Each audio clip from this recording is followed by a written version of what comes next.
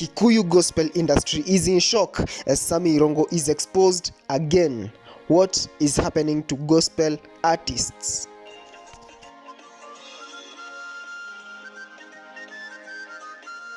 Hapo hivyo nimechill na Holy J. Subscribe to Holy J. Holy J TV. Are you holy? Hello guys, and welcome back to Holy J TV. Of course, it's your boy Holy J, your number one infotainment news plug. Na manze, kama huja subscribe kwa hii channel, kindly consider doing that because great content is coming, and thank you so much manze. Ile support mnaendelea kunionyesha as usual. I salute you guys. So kuna hii story jana, blogger wa Kikuyu anaitwa Mother Muihaki Hinga alienda pale hivyo kwa account yake na akasema that leo atakuwa akiexpose one artist mwenye amekuwa akisumbua sana kwa hii industry. Ni gospel artist na nyimbo zake zinapendwa, lakini amekuwa na scandals mingi sana kwa hii industry, na akasema kwamba atakuwa akiexpose. Na leo asubuhi tuliona aliweza kuweka pale hivyo post na video fulani, na after some time akaweza kuivuta, na hii video ilikuwa ya msanii mmoja wa gospel. It is alleged, kulingana na vile watu wamecomment hapo hivyo na kulingana na zile hints zenye ameweza kupeana pale hivyo, inasemekana kwamba the artist is Sammy Irungu. Na hapo hivyo akaweza kuandika caption nyingine hapo hivyo yenye iliacha watu wakiwa wameshtuka sana. Aliweza kuandika hivi: "This here is one of the most talented guys in the gamer gospel circlet. However, talent without discipline is obsolete. He is captured, deforesting in a foreign territory, a bedsitter at the heart of Githurai. That is what he does. I know up to 3 lodges he houses in Githu and Zimmerman, where he practices this literal auto-tiling. Impregnates, then disappears. All this while hiding in church. In 2019, you all remember his wicked audio."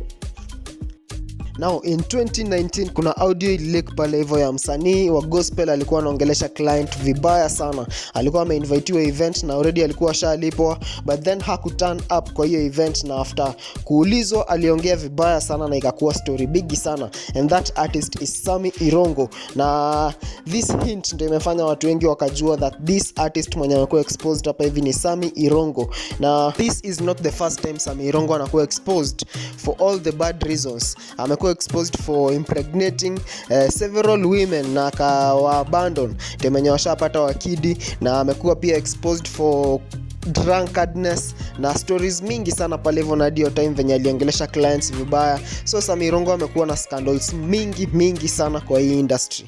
Guys, have a look at some screenshots from the video that Mother Muihaki Hinga posted of Sammy Irungu.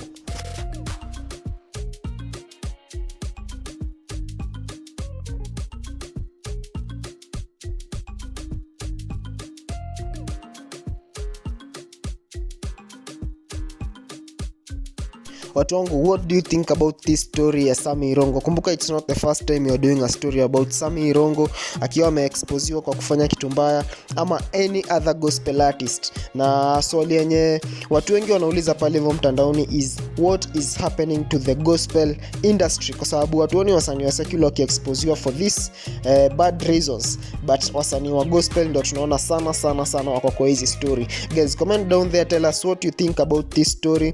In the meantime, tuendelee kusubscribe, like, share, comment, tunasonga vizuri. In the meantime, it's been your boy Holy J, and adios.